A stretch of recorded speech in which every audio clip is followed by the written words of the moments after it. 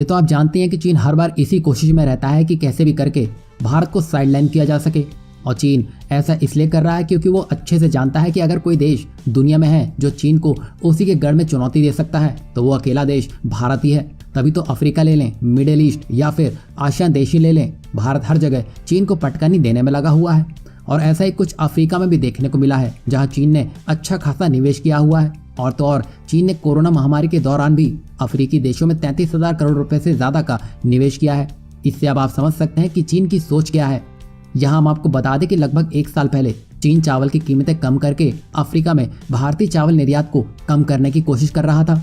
पर यहाँ भारत की विदेश नीति ने ऐसा कारनामा करके दिखा दिया है कि न केवल भारत अफ्रीका में चावल का बड़ा निर्यातक बना है बल्कि चीन भी खुद भारतीय चावल ही खरीद रहा है। इसके अलावा दुनिया के कई देशों में खराब मौसम के चलते उत्पादन में भारी गिरावट देखने को मिली है, जबकि भारत में अच्छे मौसम के कारण उत्पादन एक सर्वकालिक उच्च स्तर पर पहुंच चुका है जो भारत को नई ताकत दे रहा है। और इससे भारतीय कृषि को भी लाभ होना निश्चित ही हो गया है।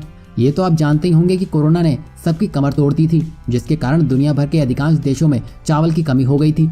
ऐसे में भारत उन्हें खिलाने के लिए आगे आया। और ये जानकर तो आप हैरानी हो जाएंगे कि थाईलैंड और वियतनाम जैसे देश जो पारंपरिक रूप से चावल निर्यात के पावर हाउस माने जाते थे, अब वो खुद ही भारत से चावल निर्यात करने पर मजबूर हो चुके हैं। यहाँ हम आपको बता दें कि भारतीय व्यापारियों ने वियतनाम को 70,000 टन चावल का निर्यात करने का कॉन्ट्रैक्ट हासिल किया है, जो पहली बार भारतीय चावल खरीद रहा है। वियतनाम में चावल की घरेलू कीमतों में $500 प्रति टन तक की वृद्धि हुई है, जबकि भारत $310 प्रति टन की दर से चावल निर्यात कर रहा है। इससे अब आप समझ सकते हैं कि भारत किस स्तर पर पहुंच चुका है। और यहाँ पर गौर करने वाली बात तो ये रह गई है कि महामारी के बाद चीन ने अचानक अफ्रीकी और पश्चिमी एशियाई देशों को चावल निर्यात रोककर अपने देश के भंडारों को भरना शुरू कर दिया था। लेकिन भारत के पास पहले से ही चावल का इतना रिजर्व था कि उसने दुनिया भर के देशों को निर्यात जारी रखा था। और आज लगभग हर प्रमुख चावल उत्पादक देश भारतीय चावल ही खा रहा है। यहाँ भारत दुनिया का सबसे बड़ा चावल उत्पादक और चावल का निर्यातक देश बनकर सामने आया है, जो चीन की हवाइयां गुल करने का काम कर रहा है। क्योंकि अब